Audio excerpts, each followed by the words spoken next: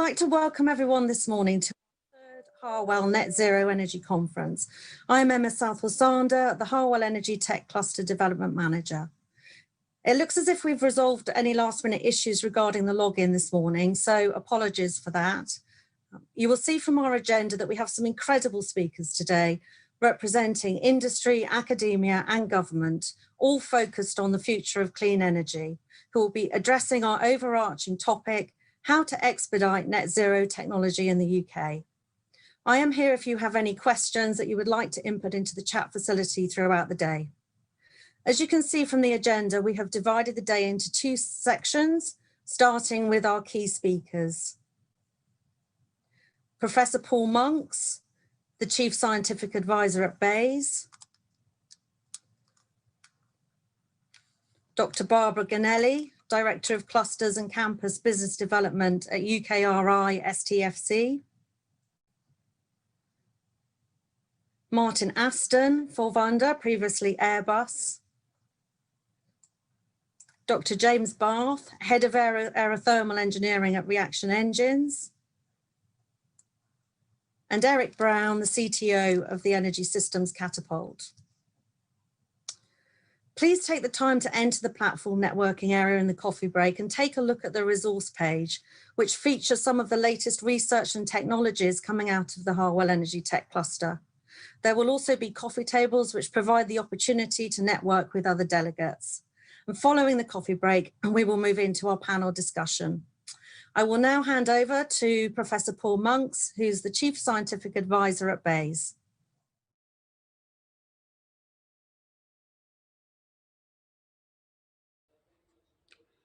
Good morning, everybody.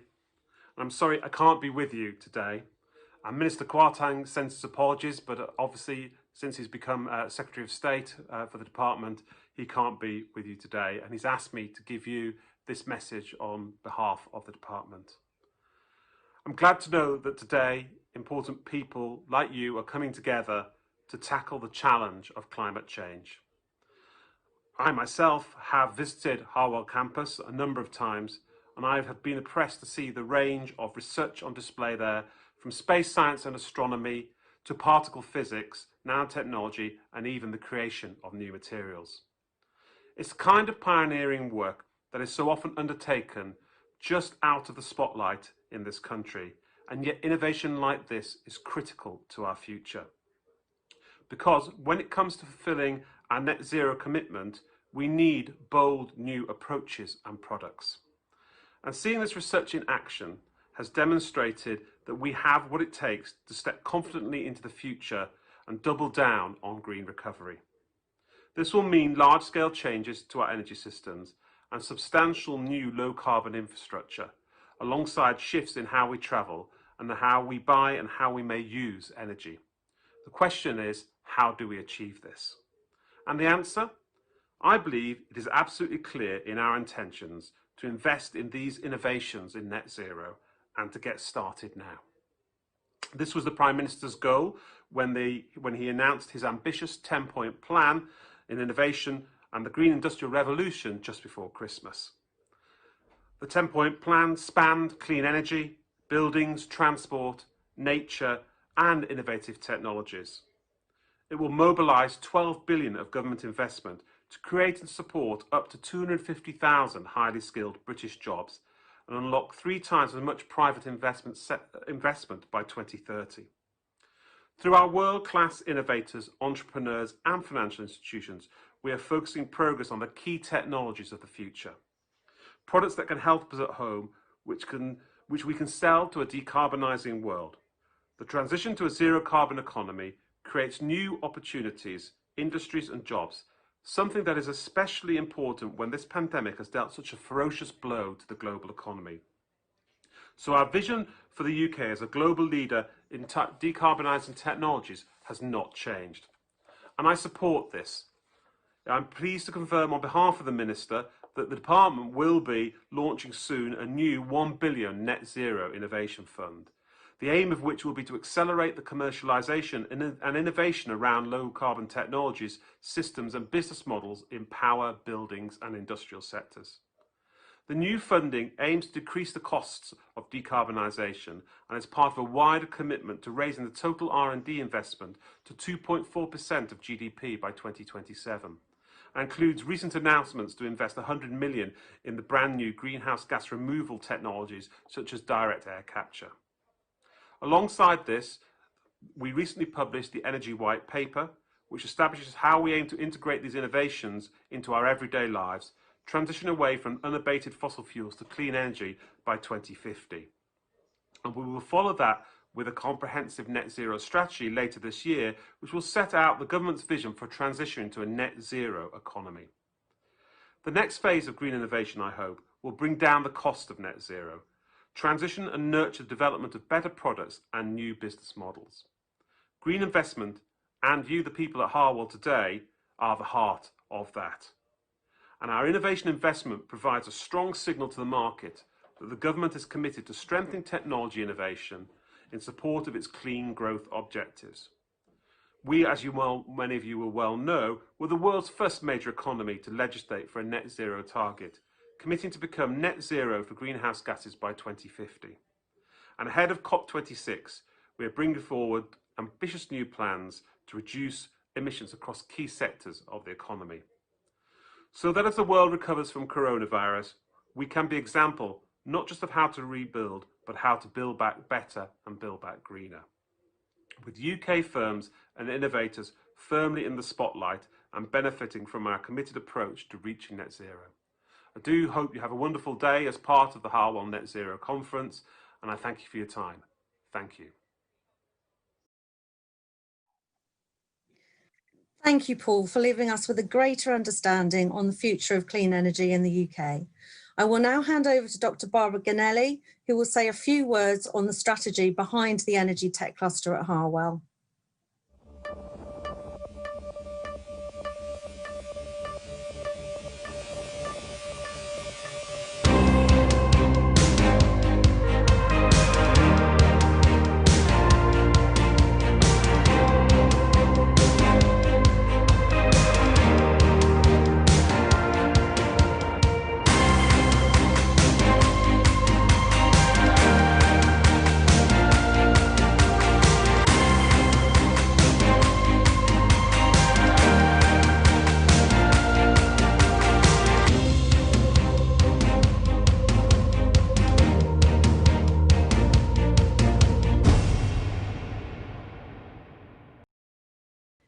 Thanks, Emma, and good morning, ladies and gentlemen. I'm so pleased to be with you today at our third annual EnergyTec conference, even if it's only virtually.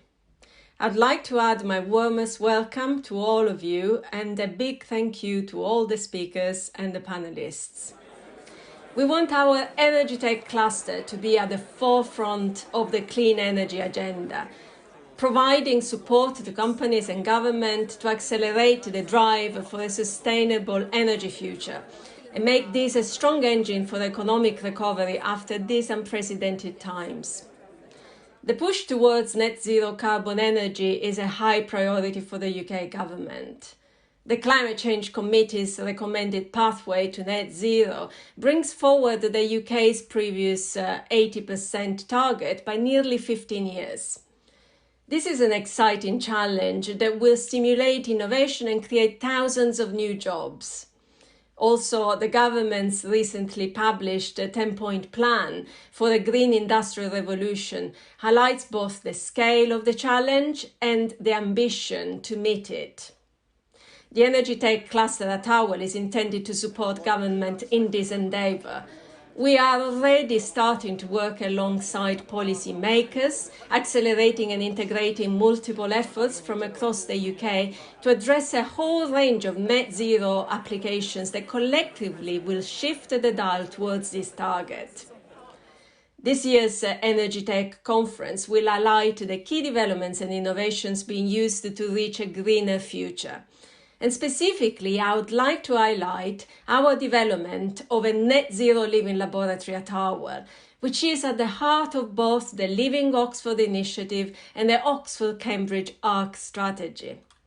The development of this living laboratory is also embedded in the UKRI Environmental Sustainability Strategy, which sets out an ambition for the organisation to be a leader in environmental sustainability, with a target for its own operations to be net zero by 2040. UKRI operates research laboratories, centres and facilities, and this strategy applies to all UKRI investments and operations, including those on the Harwell Campus. The idea of the living laboratory recognises that the Harwell site, with its multiple users and variety of facilities, is an excellent analogue of many mixed-use industrial sites up and down the country. As such, it is a good place to develop, test, evaluate and refine novel energy systems in a real-world environment before they are rolled out more widely. But there is also another very important aspect, which will help attract long-term commercial commitment to the Living Laboratory initiative. As well as technical solutions, companies will be able to develop and evaluate the right business models and test their commercial viability in a broader system context. This can accelerate the development of new solutions, and of course they can do this with the added advantage of ready access to the wide variety of technical knowledge that is embedded in the Harwell Campus and its wider networks.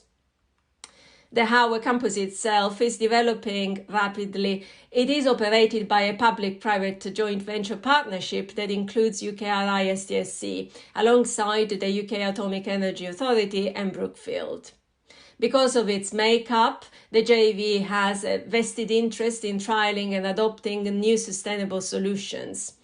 Added to this, as custodian of a major UKRI national laboratory, STSC can use its convening power to bring together the full value chain of stakeholders, from customers and end users to regulators, community leaders and government, to ensure that products developed are fit for purpose and ready for market rollout.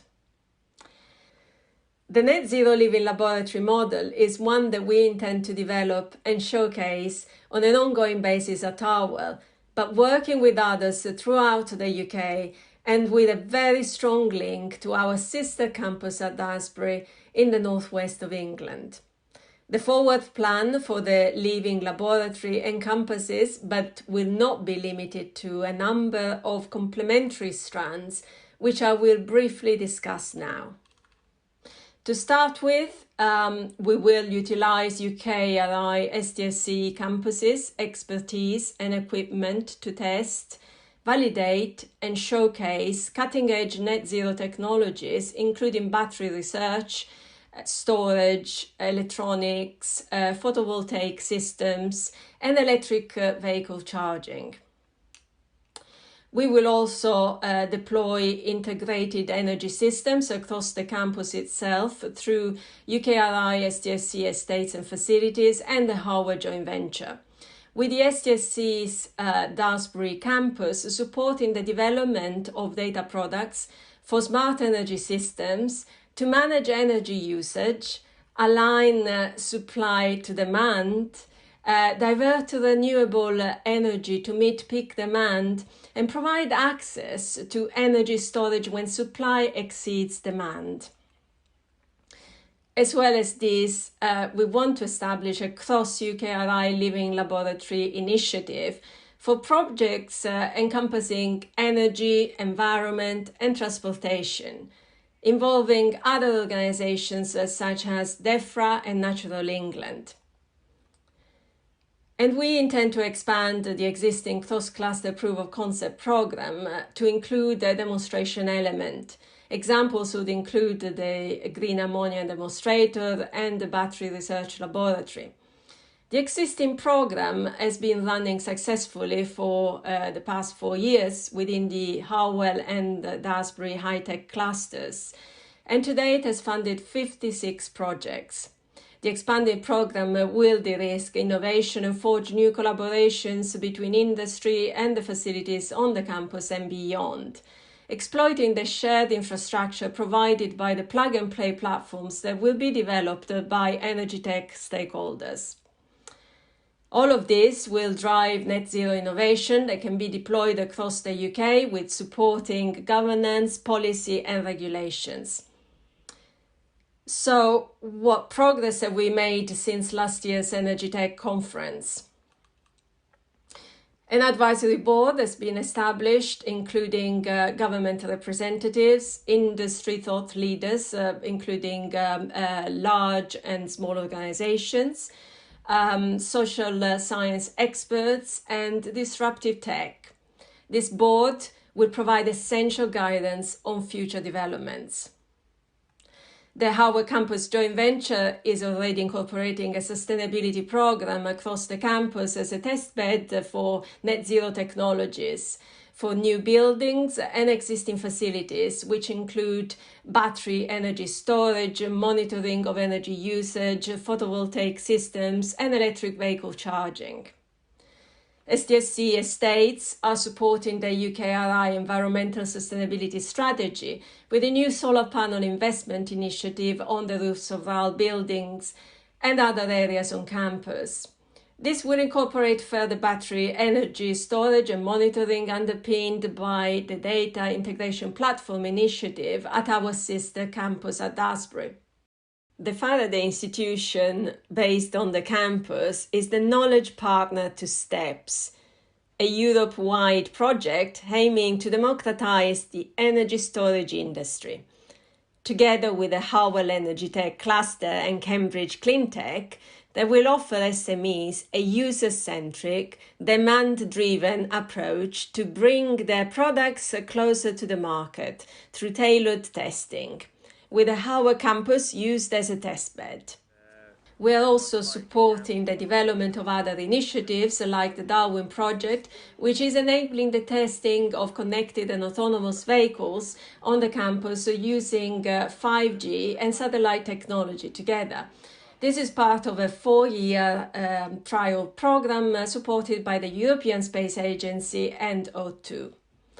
There are also new game-changing developments by innovative SMEs such as QDOT, who will be in our panel discussion later on, and who are developing technology to cut electric vehicle charging time by 2/3. And our green ammonia initiatives to develop a technology which could offer further options in the transition to net zero carbon dioxide emissions, including its use as a zero carbon fuel or as an hydrogen carrier, or to provide a solution to energy storage from renewable such as offshore wind. So what are our next steps? We are certainly making good progress. But the Net Zero Living Laboratory is a huge initiative with huge potential, and we now need a step change in the rate of development to meet the challenging net zero targets. If you haven't already, we would urge you to join us and figure out how we can best work together to meet this enormous undertaking. It goes without saying that developing green energy solutions is something that we should do for the benefit of the entire planet. But it's also an incredible opportunity to grow our economy. If we can develop world-leading solutions to these pressing issues, we can create jobs and prosperity. But we won't succeed in this if we approach it in a half-hearted manner. We have the knowledge, we have the imagination, we have the expertise. Let's combine this with drive and ambition and work together to make this happen. Thank you, and I hope you enjoy the rest of our event today.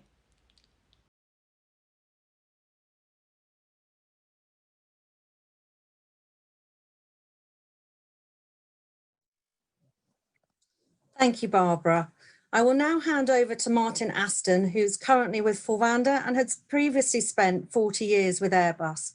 Martin is going to take a look at our overarching theme of how to expedite net zero technologies in the UK with engineering. Hello, my name is Martin Aston. For the last 15 years or so, I've been leading a large number of ambitious research projects aimed at improving the engineering process through the adoption of digital technologies. Today, I'm going to talk about how important that improvement to the engineering process is in achieving net zero, but also give you an insight into the Brunel Challenge, which will help us actually achieve that ambition. So as I was saying, achieving net zero is extremely complex.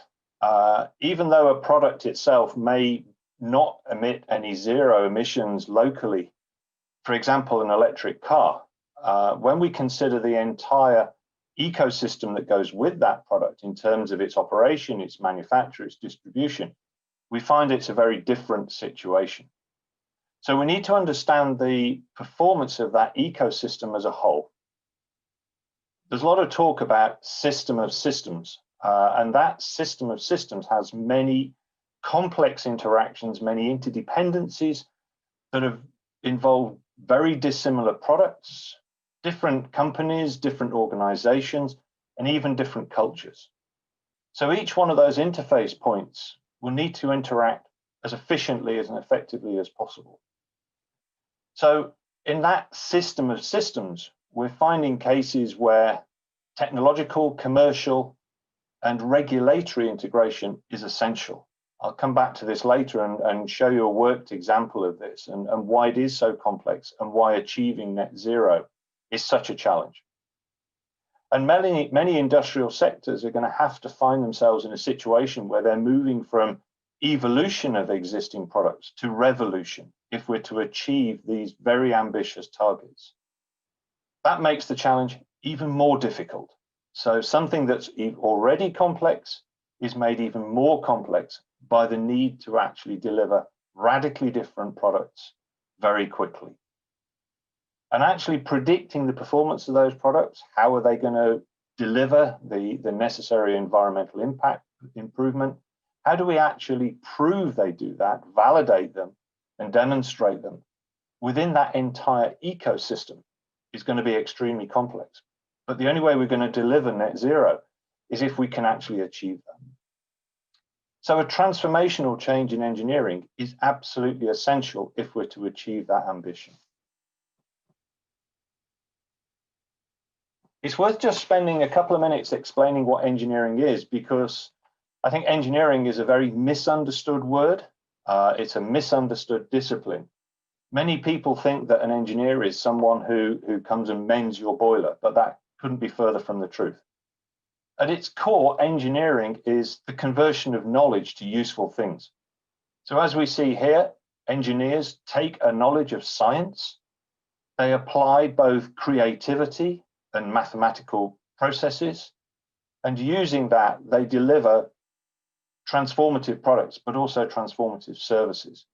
So at its core, it's a very intellectual, but also a creative discipline. When we go back to the ambitions of net zero, science has set the agenda that we need to address, but science in itself cannot deliver the solution. It's engineering and engineers that will actually deliver the products, deliver the services that actually address the climate change problem.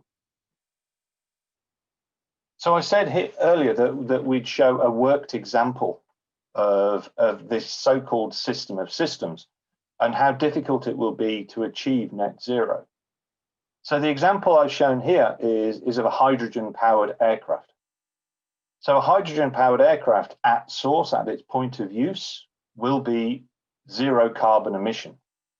But that's only a very small part of the overall equation. So starting on the left, if we're to generate the hydrogen, we need to generate a lot of power. The actual process of producing hydrogen is very energy intensive. And so we need to look at new ways, new clean ways of generating the power to actually deliver that hydrogen. Then there's the hydrogen production process itself. That will absorb energy. We have to distribute it to the point where it's needed. So not many airports at the moment have hydrogen supplies, and so there's something there that needs to be addressed. We need to also distribute the power that goes with it as well. And then there's the airport, there's the ground operations, there's the surface transport getting to the airport. If we have a zero emission aircraft but continue to use diesel buses, or diesel cars to get to and from the airport, then we're not going to achieve that net zero ambition. And then on the right-hand side, we need to consider the actual raw materials that go to actually produce that product, the actual distribution of those, because they come from all over the world.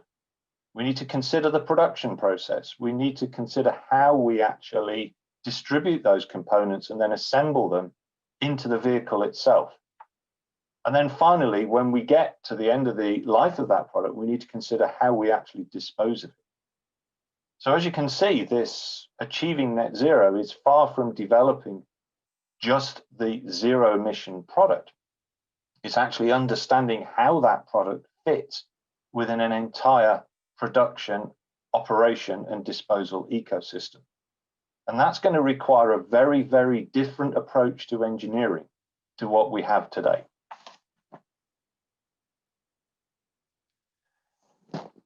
So how are we going to deliver the answer to this challenge? Well, currently we're working on establishing a very ambitious program known as Brunel Challenge. It's a national program of engineering transformation. It's involving all key industrial sectors. As you saw in the example before, what starts off as an aerospace challenge is very quickly a power generation, a surface transport, as well as an aerospace problem. What we aim to do with Brunel Challenge is to provide industry with the people and the processes to accelerate the development of that generation of products needed to achieve net zero. It's important to note there that a key part of this is people. People are where the innovation happens. People are where the good ideas come from. And we need to understand how to best use people within that transformational process. But we're going to embrace digitalization to make that a reality. This isn't just a case of digitizing today's process. It's looking at transformational change through digitalization. Consider the transformation of going from a landline phone to social media, and you get an understanding of the level of transformation we need to see in engineering. And we're going to make full use of existing and emerging research ecosystems to support that delivery. So if we look at the Harwell EnergyTec Cluster, that is an ideal way to actually engage both industrial and government organizations. And the living laboratory will give us an opportunity to actually test, validate, and actually showcase both innovative technologies, but also innovative processes as well. So to summarize, re-engineering engineering is essential if we're to deliver to the net zero ambition.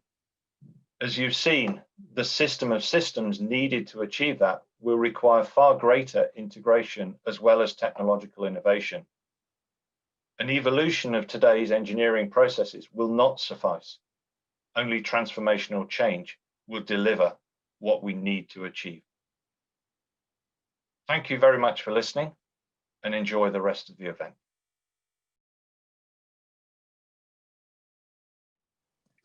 Thank you, Martin. That gives us a real insight into how we can tackle fast-tracking net zero technologies through the TRL levels from R&D to commercialization.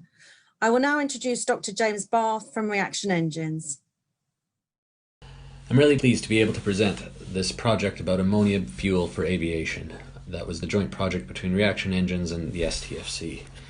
Today I'm going to tell you a bit about Reaction Engines in case you don't know much about us, go through the motivation for the project itself, how it was set up, what we learned doing it, and what could come of it in the future. So Reaction Engines, as a company, is about 200 people. We're based in the Cullum Science Park, just down the road from Harwell. And the core of our focus is on this engine called Sabre, the synthetic air-breathing rocket engine. And that engine is designed to be able to take off from the runway up to Mach 5 breathing air, and then transition to a pure rocket mode to reach space.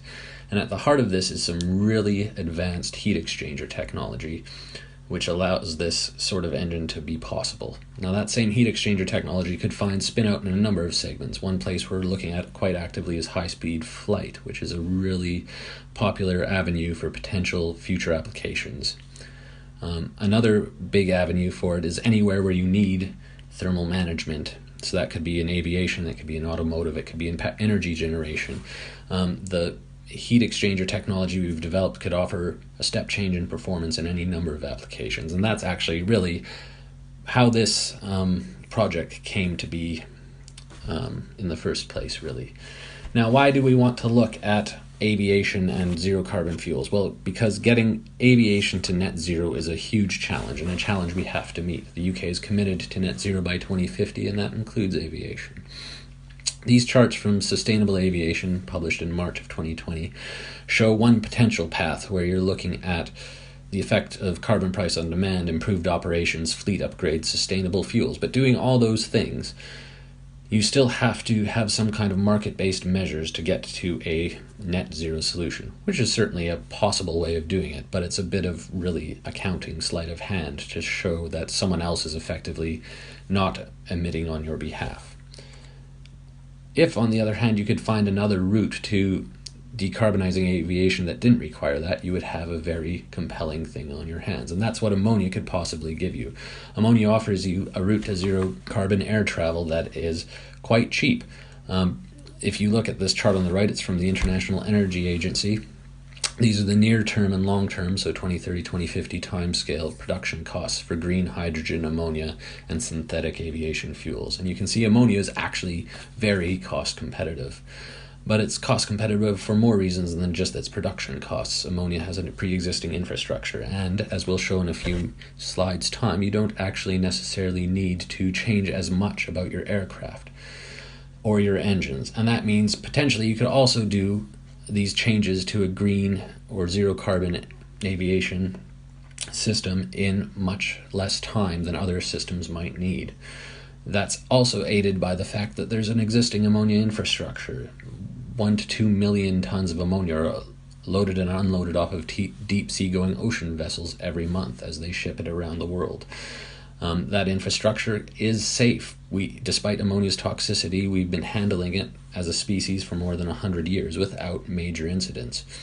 It's also a remarkably low fire risk, especially relative to something like jet fuel. And that's actually one of the main challenges of using ammonia in an aviation context, is it's not easy to burn. But if you can get it to burn, you're left with a fuel that has zero carbon, which means zero CO2 and zero soot emissions. There's no sulfur in it to create sulfur oxides. And, well, it is a nitrogen-bearing fuel. It is possible to burn ammonia without generating a lot of NOx emissions. And ammonia itself is used to scrub NOx emissions. So you have the potential, using ammonia, for a true zero-emission aircraft and engine combination. So this project was set up to investigate how that might look. And so the four main goals were to see how we could take reaction engines, thermal management technology, and STFC EnergyTec's catalyst technology to make a zero carbon aviation system. So within this was four main goals. One was looking at how that system would look thermodynamically and physically, both at an application and demonstrator scale. Apply reaction engines, heat exchanger technology to the vagaries of using ammonia as a working fluid to take heat out of a jet engine's exhaust. We explored how reactors could be set up to use the STFC's catalyst technology, and we also investigated how that catalyst itself performs at elevated pressures, which is something that hadn't been done before. And the results were very promising. The catalyst performance at pressures up to 5 bar, which is how high we could go during the scope of this study, were showing equal or better performance at elevated pressures, which is really intriguing behavior and something we're keen to explore more. Heat exchange and reactor designs were explored particularly for the demonstrator scale, and we showed that we could develop heat exchangers. Some of them are shown in picture form on the bottom right-hand side of this graph, and they show really good low pressure drops, which is what you need if you want to integrate them into the exhaust of a jet engine. Cycle-wise, we showed that existing turbofans can burn an ammonia-hydrogen blend with only minor changes to the engine architecture. So if you have a cracking reactor that can give you something like 30% of the ammonia cracked into hydrogen and nitrogen, you can use the exact same turbo machinery, which means all you need is a new combustor and new heat exchangers, which is much less than a brand new engine in terms of development cost and time. We also looked at the impact of using a cycle like this in an aircraft similar to an A320 and showed that it could fly in the neighborhood of 2,000 kilometers, a little bit more actually, which is enough to cover the vast majority of the short-haul aviation market today. It's also potentially feasible to integrate this sort of jet engine concept with burning ammonia with a ammonia-based fuel cell to come up with a hybrid electric propulsion system, which would give you much better range than even this would give you. And the way such a system like this could work is you would have ammonia, which when you chill it to about 200 Kelvin is actually very similar to kerosene in terms of its density, which means it can be stored in wing tanks. That ammonia could be taken from the wing tanks and pumped through heat exchangers in the exhaust of the jet engine, taking some of the heat that would otherwise be dumped overboard to heat the ammonia up to a temperature where when you put it in the presence of catalysts inside a reactor, it cracks readily into hydrogen and nitrogen. That hydrogen and nitrogen ammonia blend could then be burned inside the engine, and the main byproducts would be nitrogen and water vapor. So it's a really promising architecture for future aircraft systems. And that's really one of the big takeaways of this is actually something that could be done feasibly, and it could be done quite quickly. With the right funding and the right motivation, you could see aircraft fueled by ammonia flying by 2030. That's perfectly technically possible. And that's largely driven by the fact that you don't have to reinvent the aircraft or the engine in order to do this. But beyond aviation, the sorts of technology, the reactor and heat exchanger technology, would have wider application in a future zero carbon economy. So it could be used in any number of industries. And a great place to test a lot of these technologies could be something like the Net Zero Living Laboratory Harwell is trying to get set up. So with that, I'd like to thank you for your attention.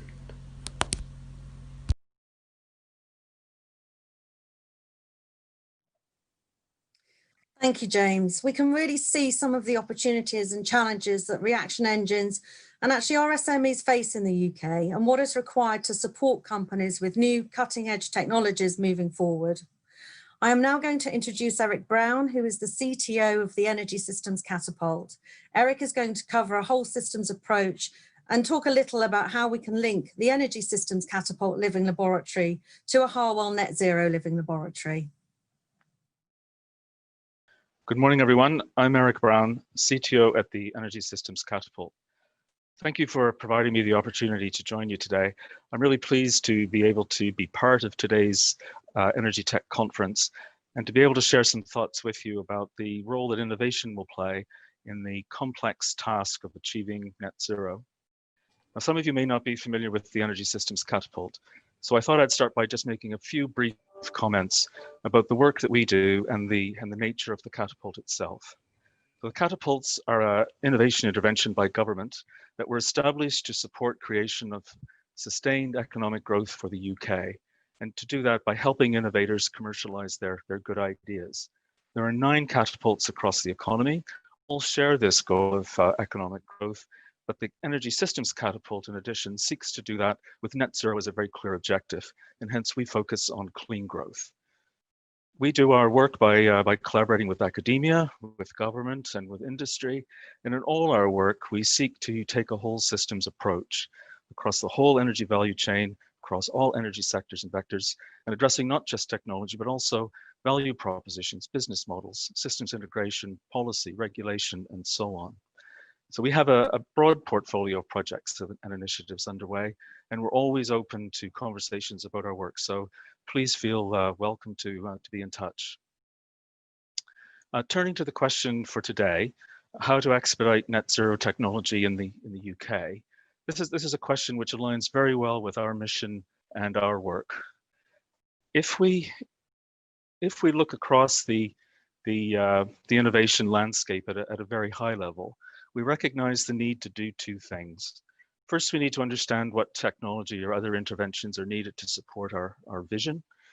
And to do that, we can use familiar techniques like techno-economic modeling and so on to reveal what these insights are that we're going to need to move forward.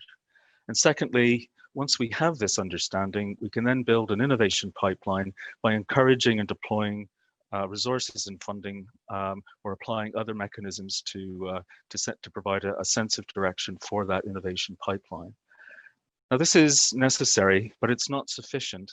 And it can lead to innovation, but it doesn't necessarily lead to successful application or uptake or scaling or indeed commercialization, and hence may disappoint us as we pursue net zero. So the question might be, how can we look at this differently? Are there other needed steps that we can explicitly draw out? Can we be more systematic in the approach that we follow?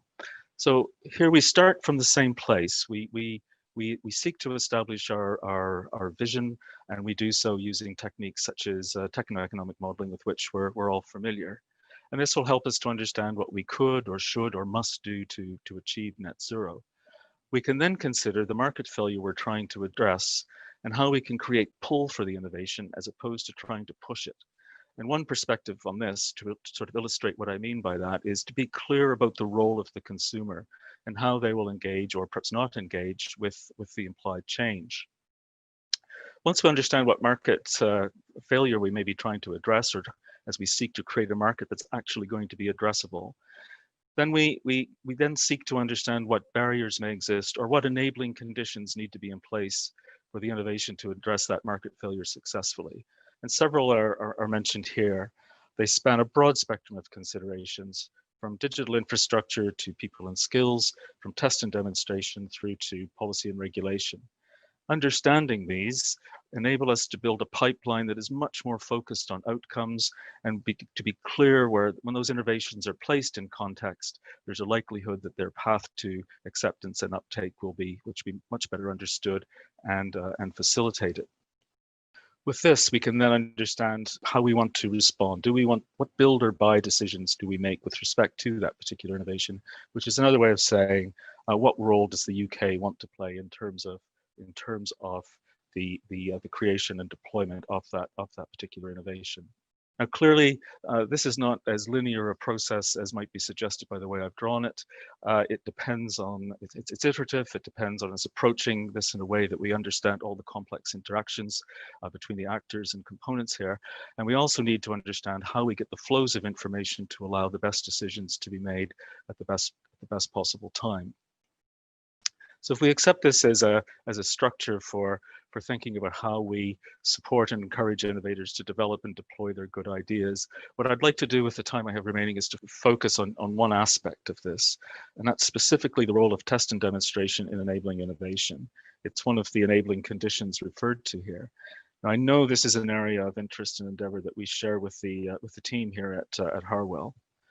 So we believe that test and demonstration plays a key role, an essential role, in fact, in expediting the journey to net zero. And our work here is focused in our living lab. So what is our living lab? Well, it's an independent, digitally enabled facility that allows innovators to do four principal things. Firstly, they can test their innovation in a real-world operating environment. Secondly, they can move these innovations forward closer to commercialization by virtue of this facility providing commercial context for their work. Thirdly, it allows them to work with others to achieve desired outcomes.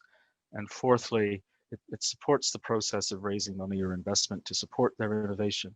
And that does that by providing evidence that helps mitigate risks associated with that innovation.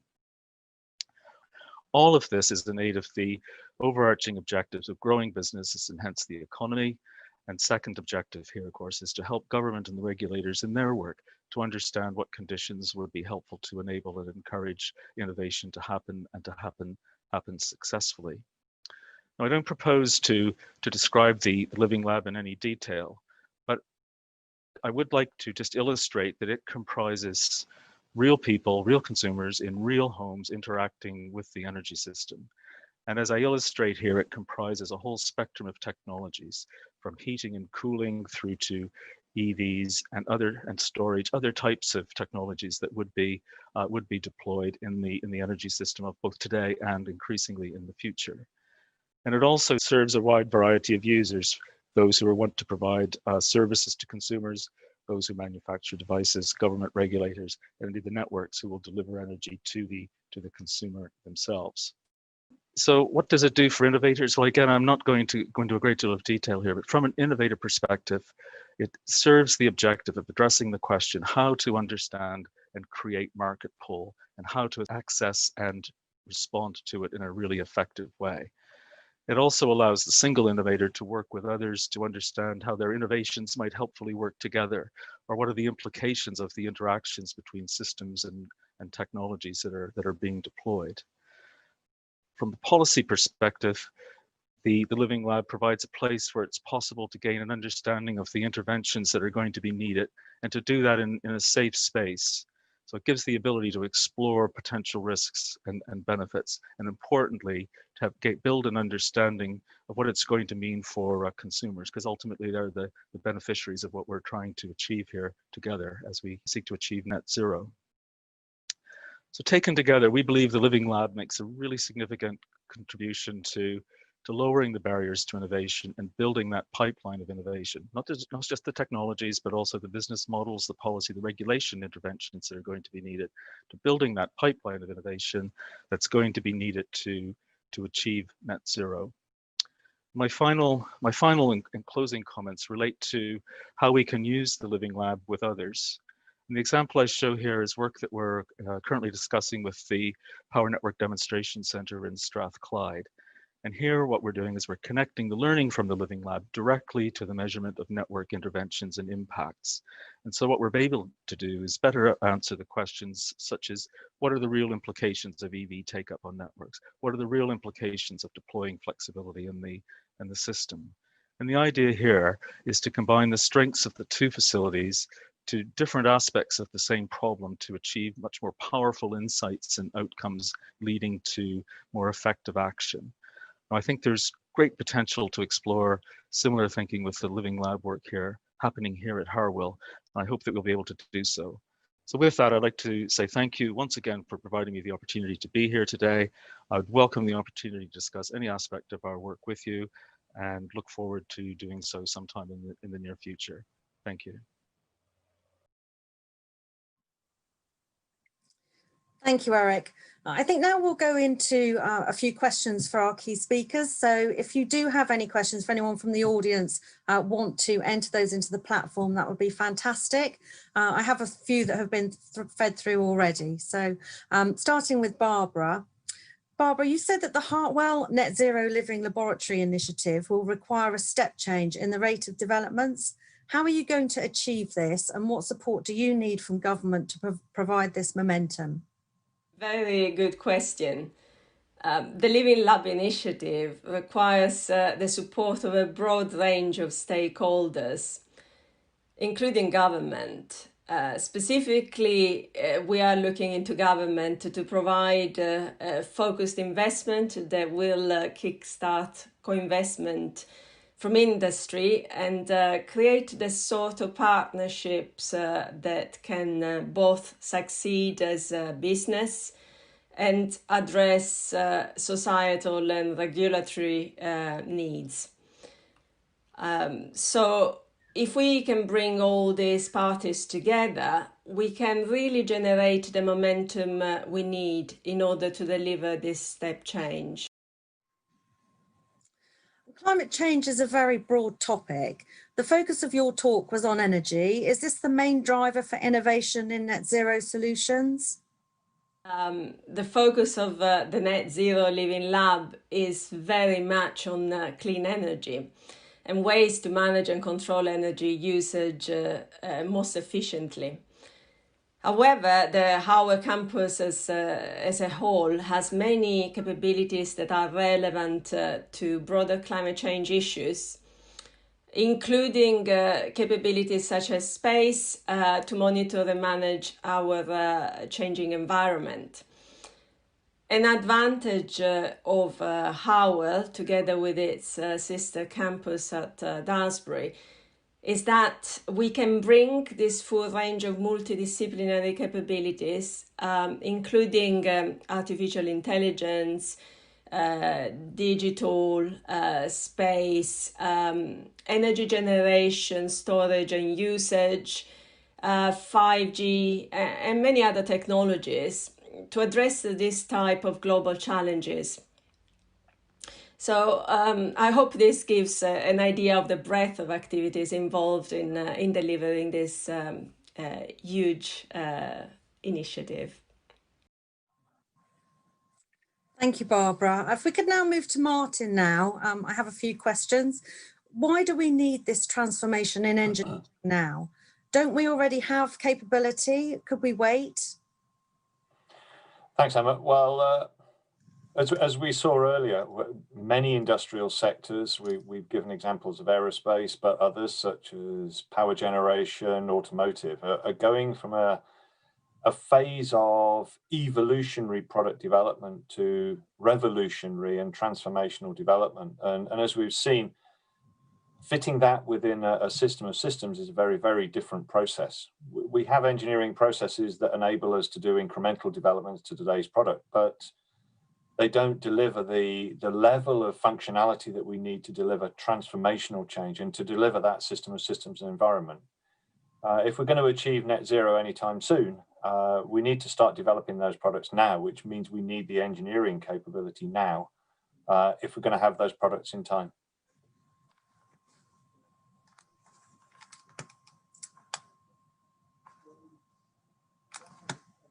Thank you, Martin. So with question 2, how will we address the broader issue of energy usage in the design of products moving forward? Good question. This is going back to that effectively whole life cycle modeling. At the moment, the process of product development is actually quite insular, and we don't look at the entire ecosystem.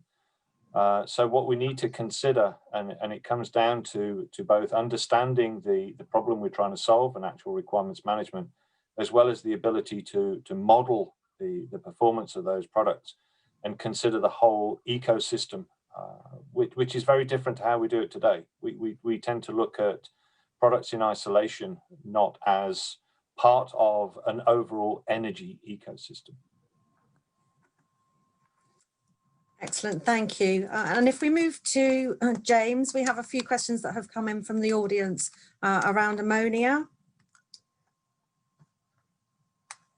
So could you give us sort of direction on what other plans could be in the pipeline for ammonia use?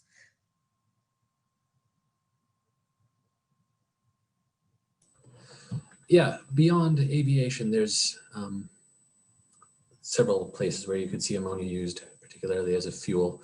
In the maritime sector, for example, it's probably one of the leading candidates for using as a fuel for ships, particularly in the deep sea shipping context. It could also be used in any number of places in a similar role to where people are pitching the use of hydrogen currently as well. So anywhere where you're talking about long-term energy storage in a chemical medium, ammonia is a possibility. Anywhere where you're talking about industrial heat or power generation. Virtually anywhere you are seeing a shift towards some kind of zero or net zero fuel, there's potentially a niche where ammonia can play a role. What are the downsides of ammonia for jet propulsion? So what problems need to be resolved before widespread adoption? For jet propulsion specifically, it's really a R&D and D problem. So research, development, and then design. It's a very linked problem between the airframe and the propulsion system. So you have to do modifications to both that have to be complementary. It really feeds into stuff Martin was saying earlier about sort of a system of systems approach where it can't just be one thing in isolation. But it's primarily a technology development problem at this point. Thank you. And could you say a few words just how being part of the Harwell EnergyTec Cluster and feeding into this idea for a net zero living laboratory can help your project or has helped your project to date? Yeah, I mean, it's been a great partnership to date. I mean, I reached out originally to Harwell EnergyTec Cluster because I was looking for a catalyst, and what I could find pointed in that direction. And it's been a really great experience working with people who have a completely different skill set to my own and can really complement what we're trying to do. Moving forward into something like a net zero laboratory could be very helpful in terms of providing further access to expertise or facilities or other things that would be useful in developing the kinds of products you need to be able to ultimately integrate a viable propulsion system. Fantastic, thank you. And if we could move across to our final speaker, Eric, we have some questions around the living laboratories.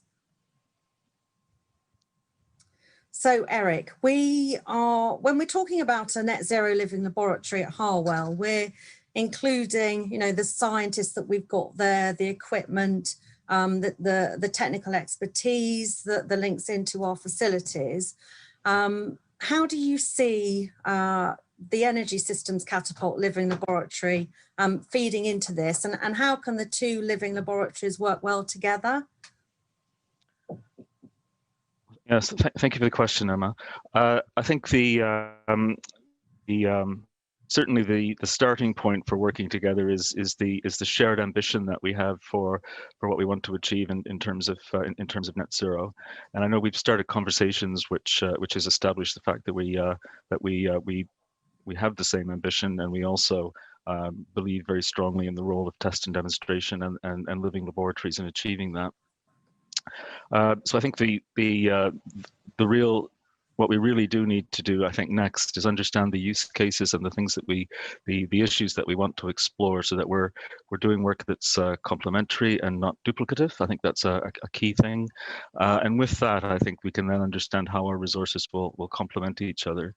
The focal point for our work is the real consumer in their real homes, and I think the ability to work with you to gain access to, I guess, broader contexts, broader types of technologies, new types of technologies that might be deployed in our environment, for example, or tested in our environment, would be a key starting point, I think, for understanding how we would work together. I think there are a number of ways. Another way, I think, is the exchange of data, because we collect large amounts of data from the trials that we conduct. We could make that available to you for analysis and gaining insights into ways that might be reflected in new technologies that you're developing in your innovator community. And similarly, there might be a flow of data from the work that you're doing that would be informative and helpful in the types of things that we're doing. So I suppose I would highlight two things in the first instance. One are the core use cases of issues that we want to explore together, and secondly would be the potential to exchange data. Fantastic, thank you. And just one final question to Barbara. If we can, so Barbara, we've had a question that comes through that's asking why when we're looking at net zero technologies, we're including everyone, all of our organisations in the move towards net zero, including organisations that have traditionally looked at fossil fuels. I was just wondering if you could say, a few words about our multidisciplinary collaboration and our encompassing approach. Thanks, Emma. Well, it's really important, actually. This is a global challenge and needs to involve everybody. And those organizations have to take direct responsibility into this, and they are willing to work with us to actually help them solve some of the challenges they're facing. So our living laboratory and the ethos on the campus is all about multidisciplinary applications. So all the capabilities of the campus itself and the organizations that work within the campus, the facilities, and also organizations outside the campus need to actually pull together in order to achieve the solutions that are needed for this challenge. Fantastic, thank you. So I would like to thank everyone that has spoken this morning. If there are any unanswered questions now, we will address them in the follow-up from the conference. So we're now going to move into a coffee break. I mentioned earlier about the resource section and the ability to network on the different tables. If you see people that you would like to catch up with, we'll reconvene at 11:45 a.m. for our panel discussion. Many thanks.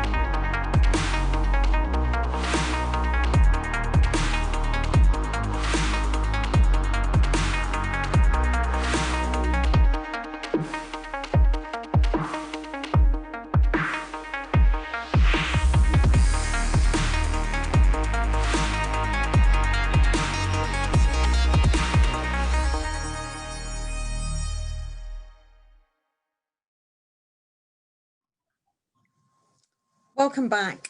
For the next part of our agenda, we move into the panel discussion. Please do submit questions through the QBI platform.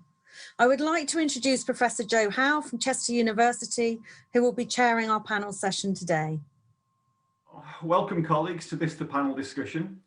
Joining me today on the panel are a number of eminent individuals from industry, from academia, etc. First of all, we have Ian Ellington. Ian, he's head of the Faraday Institution for technology transfer at that particular organisation. Alice Porter. Alice is going to make a fabulous contribution in terms of the UKRI commercialisation activities, because she's Deputy Director there for commercialisation. Thirdly, Paul Beasley. Paul's head of R&D at a blue chip company at Siemens. Professor Bill David. Bill David is the STFC fellow at the ISIS facility and also works at the Appleton Laboratory. Jack Nicholas. Jack's the CEO of QDOT, a University of Oxford spin-out company. Elodie Viau is the Director of Technology and Integrated Applications at the European Centre for Space Applications. So I've pulled together a number of different questions for the panelists. And the first one I want to ask is to Ian. Now, Ian, you're head of technology transfer at the Faraday Institution. And for me, at least, the question that I want to ask is, how does the Net Zero Living Laboratory relate to the Faraday Institute? And what do you see as being the key drivers for a Net Zero Living Laboratory facility? Thanks, Joe. So yes, I'm head of technology transfer at the Faraday Institution. We're trying to drive UK research in batteries and energy storage to develop the next generation of energy storage technologies. As part of technology transfer, my aim is to identify the best research that's available and commercialise that in the best way that we possibly can. We need to set up an environment where innovators and entrepreneurs can prosper and deliver economic and societal impact as far as possible. In doing that, we're really coming up with commercialisation plans for all our bits of research. We're helping to identify entrepreneurial researchers who want to set up spin-out companies and want to really take their technology that they've come up with to the next stage. And we have a number of schemes for doing that. It's great for us to be at the Harwell site and have access to the zero carbon living laboratory initiative and facilities. Of course, it means is that the innovators that we're working with have somewhere to test out their technologies in a more benign environment as they go through towards commercialisation. What that means is that our entrepreneurial fellows or our researchers, as they're developing those technologies, can find a safe place to work with to really establish the markets and prove them. And in doing that, we're working with the EU on a programme called the STEPS programme, which is an opportunity for innovators in energy storage across northwestern Europe to test out their technologies. So right now we've got a competition open looking for small and medium enterprises from across the whole of Northwest Europe to implement their technologies on testbed sites. And it's great that we're partnering with Harwell to use the Harwell facilities as a testbed so that innovators can bring their technologies to us to demonstrate them in a real environment. Alice, the second question I wanted to bring to you. I've really been following very closely the development of the UKRI's environmental sustainability agenda over the last couple of years. And I'm left wondering the extent to which the Net Zero Living Laboratory is in a position to support commercialisation. Indeed, how should it be supporting research and development through to commercialisation?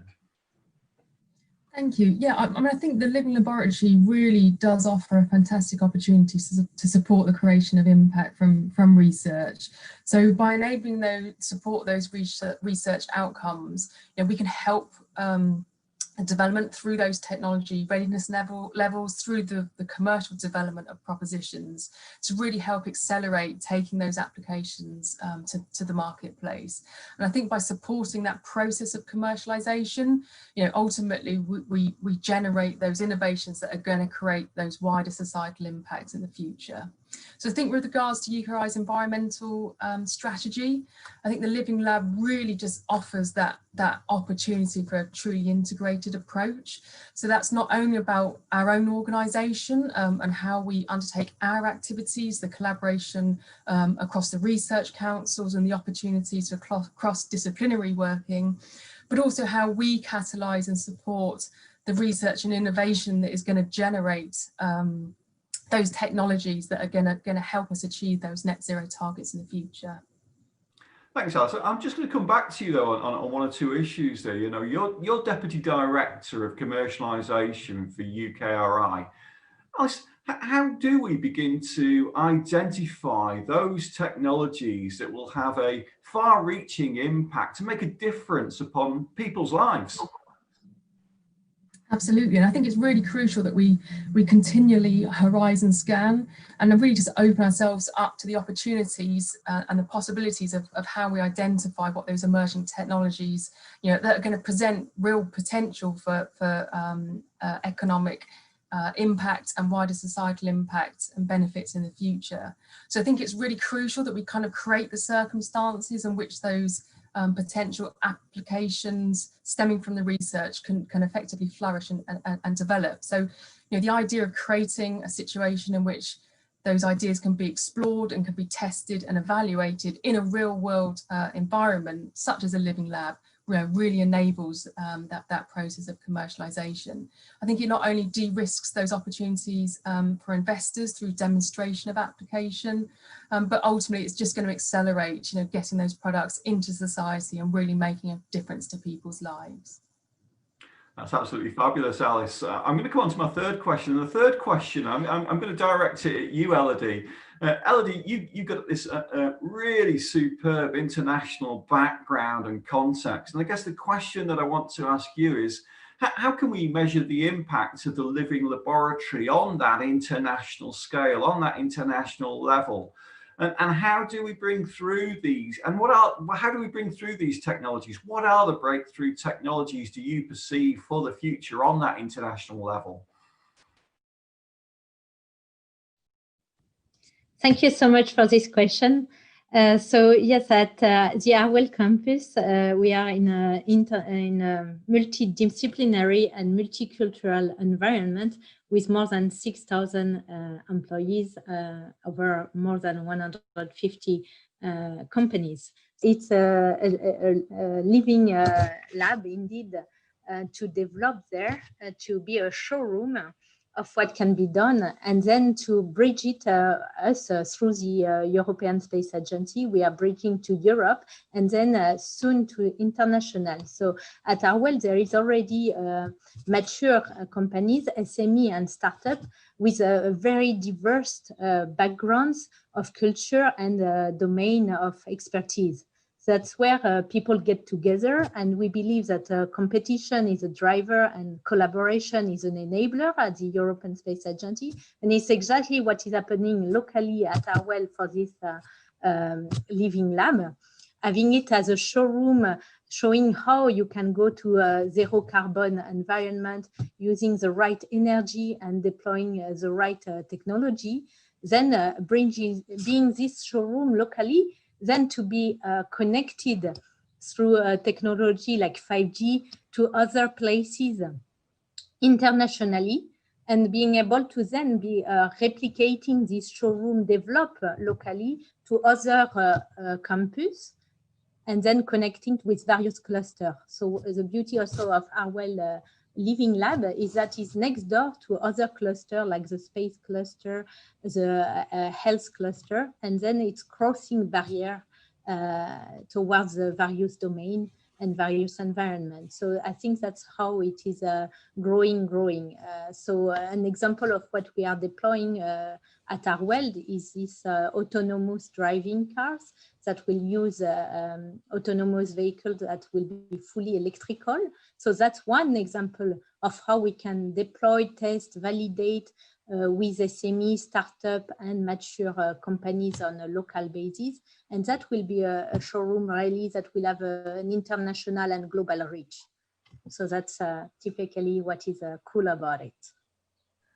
Thanks very much for that, Elodie. That's a fabulous sort of summary in terms of how we can potentially begin to internationalize some of these technologies and how we can begin to measure some of these particular technologies.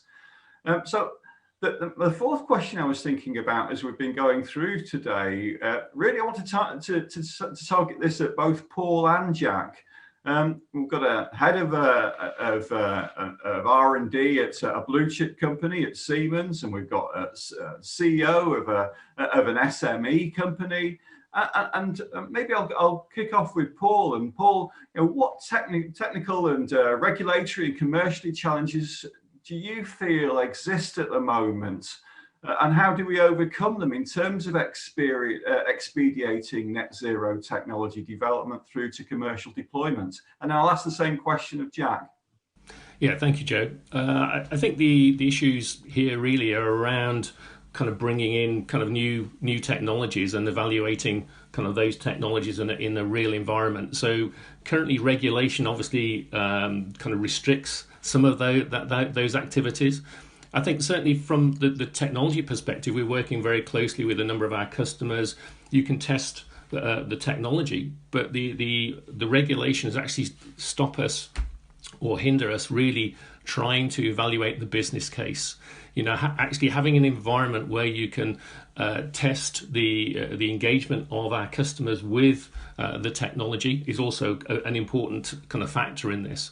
But really, companies will accelerate and develop that technology if they can see a positive business case. But in order to do that, you need to break some of those regulations in order to try some of these new activities. So that's really it from our side. And I think that certainly the Living Lab offers a great opportunity here, maybe to do this a little offline. But kind of certainly it's something that we started to take on board and work with other kind of campuses in order to trial these technologies. Thanks, Paul. I'm going to come back to you on this because we may well have colleagues in the audience that want to ask questions from government bodies and from the civil service. To what extent, perhaps, could the regulatory environment actually be an enabling sort of regime in terms of bringing through to commercial deployment rather than a constraining regime, which is what I sense came across in your answer? Yeah, well, I think the issue at this moment in time is, of course, we're developing new opportunities, and I think in order to proactively change those regulations, you need to have an idea of what's coming along. So it's all about kind of talking, engaging with them, and maybe explaining opportunities in order to actually do that. I think certainly the current environment is a restriction. I think certainly through collaboration and engaging kind of all of these bodies and kind of bringing them together, we can work to establish a framework that can open up and accelerate some of the technologies. Thanks, Paul. Over to you, Jack, CEO of QDOT, a rapidly emerging SME in this particular space. What do you see as being the technological, regulatory and commercial challenges that you're facing within an SME? So thanks, Joe. So I think from a commercial perspective, I mean, for a small company, kind of the biggest problems we generally face are trying to get some engagement with potential partners or end kind of user customers. So being on the Harwell site in particular, so we were successful in a bid to something called the Harwell Proof of Concept Grant. That has allowed us to kind of develop a key strategic relationship with a battery cell manufacturer. So the technology we're developing is to enable rapid charging of electric vehicles. Key to that really is the cells themselves. So having that strong relationship and being able to build that through the Harwell Proof of Concept has been very useful to us. Going back to your question on regulatory aspects, I guess for us, for a small company, changes in regulations are potentially an opportunity. We're smaller, more nimble. We can probably adapt to changes in regulatory things much faster than large companies. So for us, the kind of big change and looks like there's going to be quite a big investment in net zero from the government. That's quite exciting for us. And we feel as though we've joined the bandwagon at the right time in terms of what the technology we're developing. So we're quite excited about that in terms of regulatory changes. In terms of also being on the Harwell site, so I thought I'd touch upon this as well. So it's quite important for small companies. We obviously don't have a lot of capital. We're very resource constrained. So being on the Harwell site, we've also got access to a lot of advanced scientific equipment that you can use on a kind of ad hoc basis. Is very, very beneficial for developing technologies, and one that we've taken advantage of to accelerate the development of our technology. Thanks for that, Jack. Colleagues, lots of interesting issues coming up here. I hope you're popping those questions into the chat, because I'm just about to come on to my final question, and this is to Bill David. Bill, you're a world-leading scientist. You're a fellow of the Royal Society. You've got the ultimate academic and social capital here. From your experience over the last few years, what would be your advice in terms of ensuring that the Living Lab continues to develop and become a world leader in terms of design and development of net zero technologies? Right, well, I'm in the very fortunate position, as you say, of being involved in academia, also based at the Rutherford Appleton Laboratory at Harwell, and working quite closely with a number of industries. And I think that the campuses that we have at Harwell and Daresbury and at Edinburgh are amongst the biggest of the UKRI campuses, and they're not just a national asset; they're a resource, and I think hopefully they can be a national treasure, because what we can do is go all the way from the very basic science, the sort of thing that Jack touched on, and he needs to get an answer with kit that he doesn't have, through to the living laboratory where we're integrating all the different aspects, for example, of the 10-point plan. It's not just taking one of the ideas, but being able to look at all of them together. And the fact that we've got these fantastic world-leading facilities like ISIS and Diamond, and this potential living laboratory where we're looking at the latest pre-commercialization ideas, that's all based on the one campus. It's, I think, a huge advantage. And as Jack was saying, being able to foster the SMEs, but also to involve the big companies like Siemens is a wonderful thing to be able to do, and it's a unique resource. And I think that I'm just excited about the future in terms of what we can do. My bag is energy storage, and I'd love to see the integration of batteries with the zero carbon fuels of ammonia and hydrogen that I'm working on. And I know that there's the opportunity to do that at Harwell, of integrating heat and power at the megawatt level, actually, and demonstrate at that level is a fantastic opportunity. And all our colleagues around this virtual table together, actually, I think together we express the breadth of who's interested and the opportunities that we have. So I'm just excited about the future. Thanks, Bill.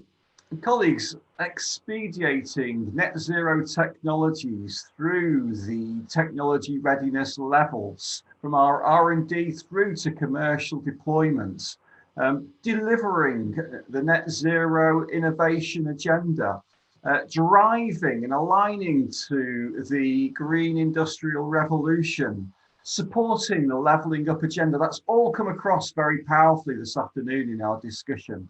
So now it's over to you to ask questions. So looking forward to these questions, colleagues, coming in. The first one I've got here is from Chris Dunkley, and the question is, within the excellent living lab concept, what provision will there be in terms of supporting scale up for manufacturing?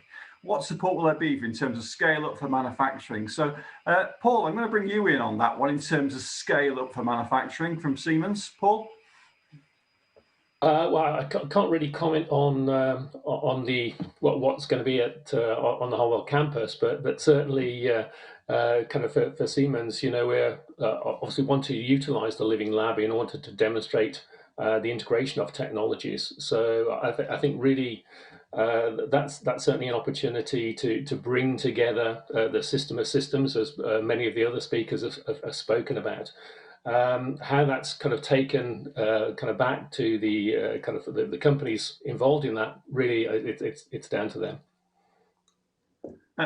Thanks, Paul. Next question coming in about scaling up. It's more to do with capacity and the skills side. So, Bill, I'm going to bring you in on the skills side as an academic and someone very much involved with STFC. And the question here is, what do you think we need to develop the UK workforce to deliver the net zero skills ambition? Well, as an academic, I'm probably the least qualified to be able to say that, coming from an ivory tower. But one of the things I want to pick up is in what Martin Aston said earlier on. Actually, there is, a real need to engineer ourselves through, actually, and science underpins all that we do and can inform how we go forwards. But it really is building up this engineering base of expertise that we can actually make these things happen.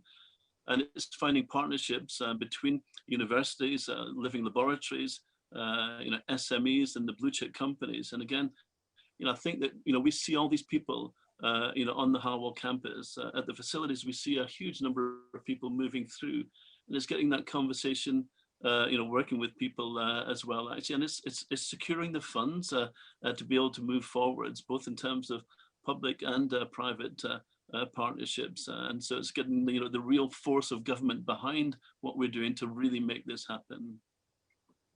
Okay, I'm going to throw the same question at Jack as an SME CEO. The skills piece, Jack. What do we need to do to develop the skills piece for the people that you're looking to employ as you build your company? Yeah, I mean, it's a difficult one. It's one we struggle with ourselves, really, is sourcing people, especially in the area that we work, which is in kind of electric powertrains. Is obviously quite a hot area at the moment. There's a lot of demand for people, and there's not enough around. So there's definitely a need to train those people. How we go about doing that, I think from our perspective, if we could have some support that would encourage us to take on things like apprentices, maybe. I know that obviously exists for kind of big OEMs like Siemens, but for us, it's not as simple to do something like that. So we're kind of ready and willing to take on people and try and train them up. But I guess it's that kind of how we do that through government in some way, really. Thanks, Jack. I think there's lots of opportunities out there in terms of skills. Certainly the government through the Department for Education, looking at the post-16 education reform agenda right now. The issues of skills levy and apprenticeships are high on the agenda as well. So I think there's a real focus in terms of the government, the Department for Education around the opportunities afforded by the green recovery in relation to skills. So I think all of us would be really excited about that, the whole skills piece and building the supply chain to deliver on net zero. The next questions come in from Professor Anonymous, and Professor Anonymous asks, what one piece of regulation would each of the panelists like to see passed? So what regulation would we like to see passed? So Paul, you talked about regulation before, so I'm going to bring you in first of all on this. What one piece of regulation would you like to see changed or passed?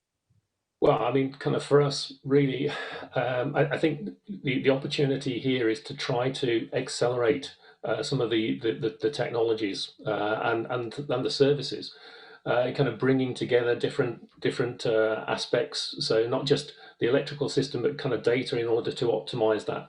So it's gaining access to all of those elements of data, being able to kind of utilize them, bring them together to optimize the system. And there are kind of various kind of regulations around kind of data access in order to actually do that kind of sharing of data. But then the ability to actually to try to do that, of course, regulation is there in order to protect the end consumer. But unless we actually identify business case and business opportunities, then there's really, it doesn't really kind of strengthen the levels of investment in order to try to do that.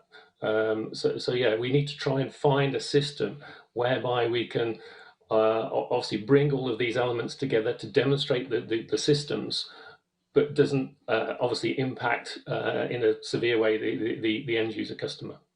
Thanks, Paul. Over to you, Ian, on this particular issue in terms of what piece of regulation would you like to see change, amended, passed to enable you at the Faraday Institution accelerate things, etc.? Well, I'm not the world's biggest fan of regulation or taxes, but for the net zero agenda, clearly some sort of carbon tax would really drive forward some of the innovations that we see. And for batteries and getting a battery industry, then the bringing forward the winding down of combustion engines in vehicles would clearly be advantageous to getting investments into batteries and electric vehicles. Great, Ian. And I'm going to bring Alice in on this as well from a UKRI perspective. The whole impact agenda, clearly, what piece of legislation do you think needs to be enabled or changed to speed through, accelerate, expedite some of these technologies for some of the fabulous funding that UKRI are putting out into this to commercial deployment? Yeah, I mean, I think we really have to think about the kind of practical sort of implementation and adoption of technology. And I think one of the things that really kind of comes to mind for me, and kind of linking back to you know, electric vehicles and so forth, is actually the restrictions around our current planning regulations. You know, how are we actually going to integrate this infrastructure into our built environment? So I would certainly like to see things that would really expedite actually how we get electric charging points into our streets that are accessible for all, not just people that perhaps have you know, private driveways and a space to be able to charge their vehicles off the street. Thanks, Alice. Elodie, a question is coming for you, actually, specifically just for you. Look, and it's a great question. How can the ESA support the re-engineering of engineering to expedite technologies? Yes, that's a great question, and that's true that we are trying to support these activities within the European Space Agency, because as I was mentioning earlier on, we are trying to build those hubs where we get the engineering and system of engineering together to actually facilitate from the end to end the demonstration and the trial of new application. So we were just talking about autonomous car, and there is it's not only the space, but it's also space plus energy plus engineering systems that gets together. And also we need also the skill of the business to make something sustainable and profitable and for the long term. So that's really all the fields that are getting together. And so we have this way of looking at engineering at various angles and on a step-by-step approach. Like that, you can innovate in a constant manner, but not wait the full innovation to be ready, but really include some agile methodology like the IT has been doing in the past. So taking those technique in other engineering field and applying it here in the energy domain to achieve the zero net target. That's what we try to produce at ESA, and with the like really in collaboration with all the industry and university. Thanks, Elodie. I've got a question coming here, which will be of real interest to, or the answer to which will be of real interest, particularly I think to the SMEs, but maybe to other businesses as well. And I'm going to throw it both Alice and Paul. It's from Nick Rimmer, and it goes, what are the most effective business support mechanisms? ... Cash grants, tax breaks, access to facilities, mentoring, access to academics, etc. So over to you, Alice, from a UKRI perspective in terms of commercialisation. I think I kind of have to say probably all of those things in sort of one mix or another. And I think the important thing here is about really making sure that we have a kind of continuum of both funding and support available to really help you know, these ideas and proposition kind of through their commercial commercialization and development. So I think it's about having the right balance, the right suite of support available, and really just recognizing as well that you know, commercialization is not a simple kind of linear one approach kind of pathway. So we need to recognize the different types of interventions and support that these propositions are going to need. Thanks, Alice. I am going to take this question over to Paul and bring in Jack as well, so that we've got almost opposite ends from the SME right the way through to the blue chip on this particular company. So access to support, Paul. Yeah, thanks, Joe. I think the other, I think all of the above, as Alice mentioned, you know, are of interest. I think the only thing I'd add in there as well is opportunities for collaboration, kind of bringing people together. That's universities, companies, SMEs. You know, this is now bringing together a very diverse kind of groups of technologies. Like within Siemens, obviously we have a quite a diverse portfolio, but again, there are elements where we're kind of collaborating with universities, with many of our customers in order to actually deliver some of these solutions. And I think it will need that, and certainly, the Living Lab gives the opportunity in order for those sort of collaborations in order to happen, and to spark and generate other new solutions and new ideas. Thanks, Paul. Jack, extending that question, so what's made you spark, and what's made QDOT spark, and how has it happened for you at Harwell? Yeah, so just going back to what Paul was saying there, I think I'd double down on what he was saying about the kind of the complexity of systems we're looking at these days. So it's very difficult to solve a whole problem in isolation. And we're finding that ourselves, that you start trying to solve one bit of a problem and realize it has a knock-on impact on another part of the system. And so then you have to start building partnerships to deal with those parts. So I think, yeah, so for us, the big advantage from that point of view, being on the Harwell site, is the access to a lot of other SMEs on the site, some OEMs as well. And then also from a resource perspective, we're obviously very cash strapped as usual as an SME. So things like facilities that we can access that would just be too capitally intensive for us to purchase ourselves is also a very useful thing. And then touching upon the Living Lab idea, I think from our point of view, one of the most difficult steps is, okay, you prove it at a prototype level, you prove your technology at a prototype level. How do you then take that to kind of an end user? And it's that step, and I think particularly in the Living Laboratory, if there's an opportunity to do real life validation of a product before you then maybe have to kind of give it to an end user or take it to an end user, would be hugely valuable from our point of view. Great, Jack. Thank you. Next question is one that's very close to my heart and something I'm very passionate about, colleagues, and that's skills. It's fabulous doing all of this energy technology development, but we need the skills in place in the UK to make sure that we maximise the economic impact, that we have the supply chains in place to deliver. But for Paul and others on the call in the big businesses and in the primaries, and to align the supply chains into this. So, Bill, I'm going to ask you the question as the academic on the panel. From an academic perspective, are new courses aimed at energy transition being explored at the Institute to meet the skills challenge? So that's to you, Bill, and then I'll also bring in Ian on that. Two things I'd say there. Actually, one is that really, having theoretical courses that teaches you about the challenges that you got. That's one thing. Actually, having a living laboratory where people can come in and twiddle the knobs and and see how the energy systems balance. That's the important thing to be able to do, is to bring people in to have the opportunity to be able to use these facilities. And then, speaking as somebody who's worked on large facilities all my career, I mean, we do a huge amount of training to bring people up to be, experts in neutron scattering, in X-ray diffraction. We need to do the same thing with these facilities.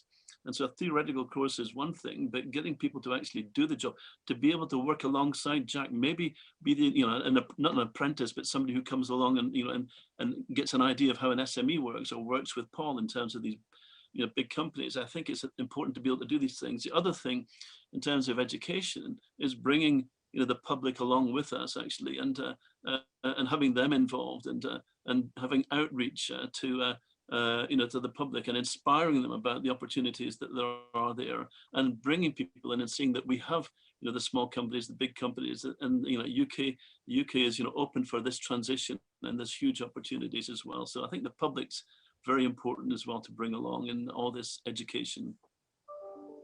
Ian? Yeah, skills is a fundamentally important part of the change process that the country is going through.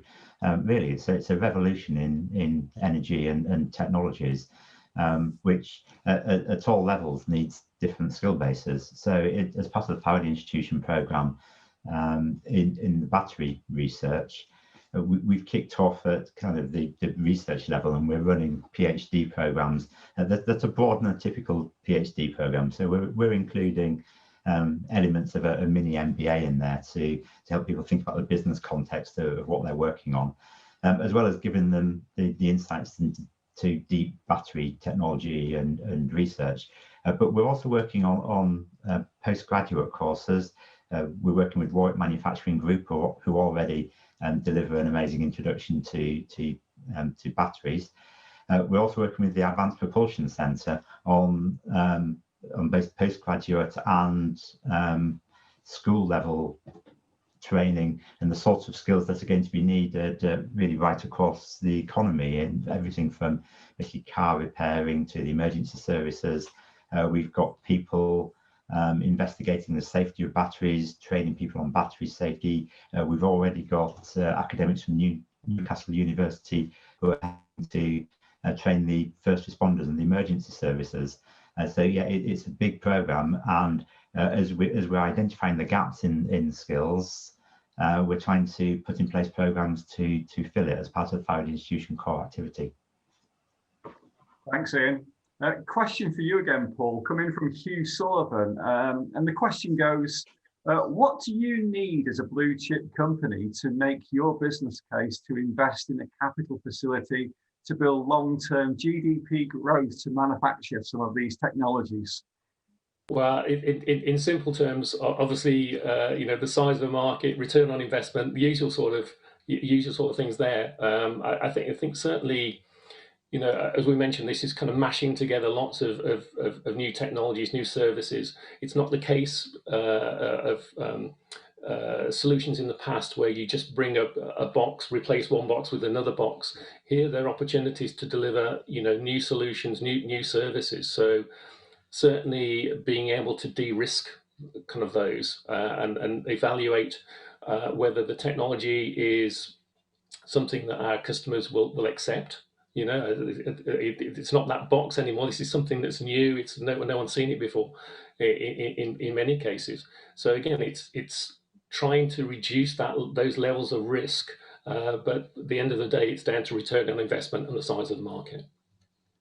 Thanks, Paul. I'm sure that'll be helpful to many people that are in the audience today. I'm sure there'll be a lot of interest in that. Question here, I think it's going to go to Bill. It's about the Harwell Cluster. You'll love this question, colleagues. The Harwell Cluster is clearly world-class in terms of physics and engineering, but how does the living lab plan involve experts from other disciplines to build the transdisciplinary teams that will ensure its innovations really deliver the positive impacts needed to mitigate and adapt to the impact of climate change? Bill. Right. So yes, there's a lot of physics and engineering, certainly, at the Rutherford Appleton Laboratory. But if you look at the Harwell Campus, it's not just EnergyTec. We've got space. We've got the health cluster. We've got Public Health England there on site already, so that Ricardo on site actually are handling the environmental side of things. So there's much more breadth on the Harwell campus than just energy and just physics and engineering. But yes, there's probably a balance towards the physics and engineering, and absolutely we need to be looking at the biological and the social science side of things as well. That's something that needs to grow, definitely. And I'm going to bring Elodie in on this question as well in relation to the impact upon your work, and how do you think this transdisciplinary research that goes on at Harwell and transdisciplinary working has supported you in your business to potentially position yourselves in relation to the challenges of climate change, etc.? Yes, so that's thanks for coming back to me. That's very close to my heart as well. This transdisciplinary and all the cluster working together in Harwell. So that's the beauty to be like on the campus, close to each other. You can go bang on next door and discover something's going on, and then it's clicking ideas, because the solutions are coming from people getting together and fostering those new ideas. Because we are opening a road where you have plenty of new things to invent and create. And we are just at the edge of this transition.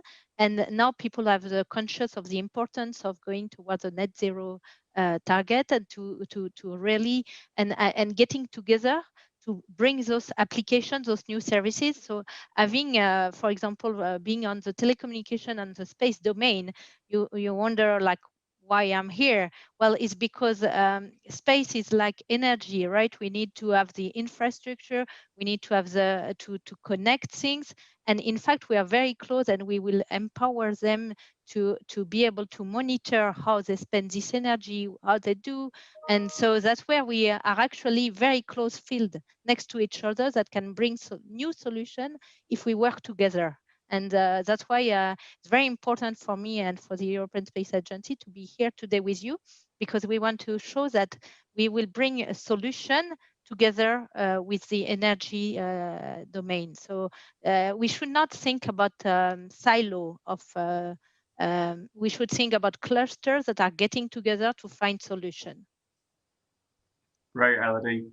Next question that's coming is from Matt Thomas, and it's a fabulous question. It's about supply chains. So I'm going to bring in Paul again, and I'm going to bring in Jack again, perhaps slightly different ends of the supply chain in many respects. Can you give any advice on how manufacturing supply chains contributing to the UK net zero energy capabilities ensure that their own operations have a low carbon footprint, or as low a carbon footprint as possible? What do you think is the current best sort of in class at this? Paul? Well, I think we stole a little bit of a march. I think 2014, we as a company kind of globally decided to drive towards net zero, and we have a target of doing that by 2030. I think we're kind of well ahead of our strategic plans, and there are some discussions about potentially bringing that forward to 2020. So certainly that involves many of our kind of bringing many of our supply chain and our customers and you know, to the same sort of level in order to achieve that. So certainly obviously deploying those technologies to ourselves and demonstrating that these things can be achieved hopefully will encourage and develop those supply chains, other customers, in order to deliver that. And so we're working with a number of other campuses, you know, to bring along the skills and everything that's required as well, not just for Siemens, but you know, we have to look at the wider supply chain as well, and kind of pushing those skills kind of back down to suppliers, SMEs, in order to achieve this. So yeah, it's a good target, I think. So we're well on the way to actually achieving that, and certainly bringing many of our supply chain and customers to the party as well. Fabulous, Paul. Jack, Paul's pushing it out to the SMEs to do this. How are you doing it in terms of your low carbon footprint? Jack? You're on mute, Jack. Someone was going to do that at some point, so I'll on for the team now. Yeah, so it's a difficult one for an SME, because there's a bit of a tension there between kind of getting a product out in a timely manner, and I guess making sure everything you source in building your product is hopefully net zero or is low carbon impact. In terms of impacts of what we're doing, I guess the biggest impact is on probably design considerations and choices of things like materials and manufacturing processes that we use to make our products.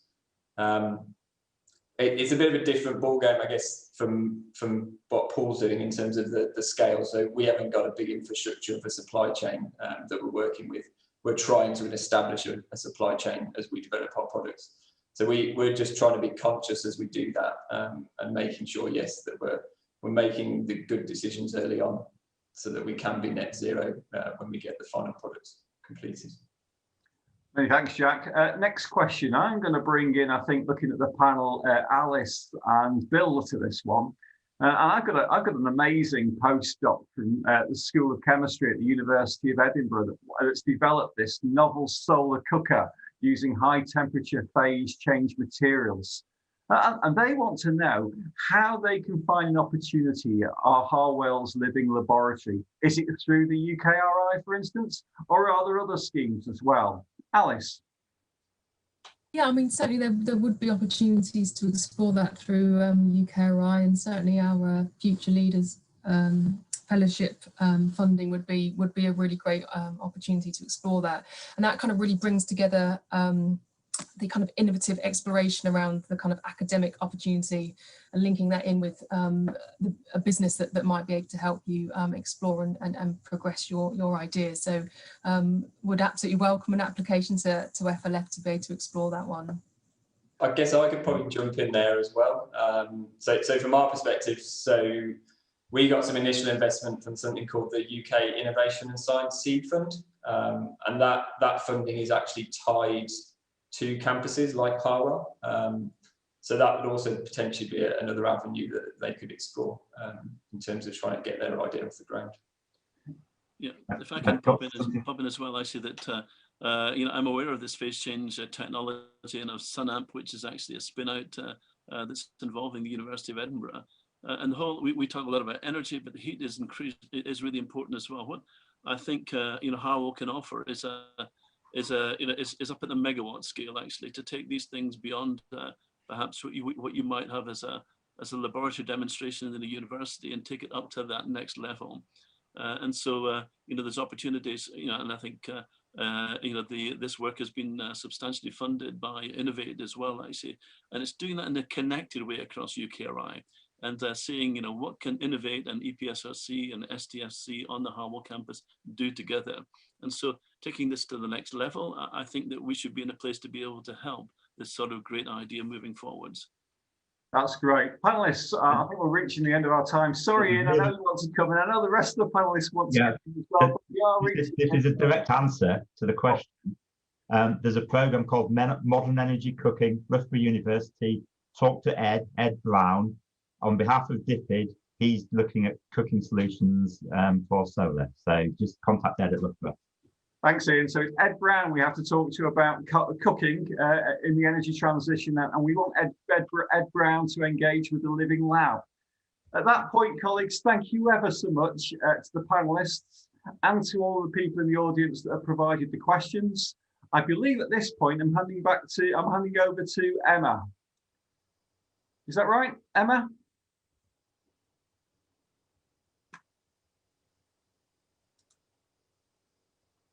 Thank you to the panel. Hello, hi there. Thank you to the panel for leaving us with a greater understanding on how we can expedite net zero technologies in the UK and such a thought-provoking discussion. I'd like to thank the expert panel for their time today and say a special thank you to Professor Howe for chairing the panel session. I would also like to thank our key speakers and the joint venture marketing and communications teams at the Science Technology Facilities Council, UK Research and Innovation, and Harwell Campus Management who've worked so hard to stage this virtual conference for us today on behalf of the EnergyTec Cluster at Harwell. I would like to mention Fieldhouse Associates for their media support, the CubeEye team for providing such a fantastic conference platform, plus live streaming on the day with positive momentum. And Steve Makin, our professional videographer, who has done a really wonderful job recording our speakers and panel for the event. The government's Green Industrial Revolution and recently published 10-point plan provides an exciting opportunity for cutting-edge net zero technologies, collaboration and partnerships. And we would like to take this opportunity to invite everyone here today to join us in moving the net zero agenda forward. I will be following up with everyone individually, and please do get in touch if you can work with us to develop some of the world-leading solutions. Thank you, and I hope that you enjoy the rest of your day.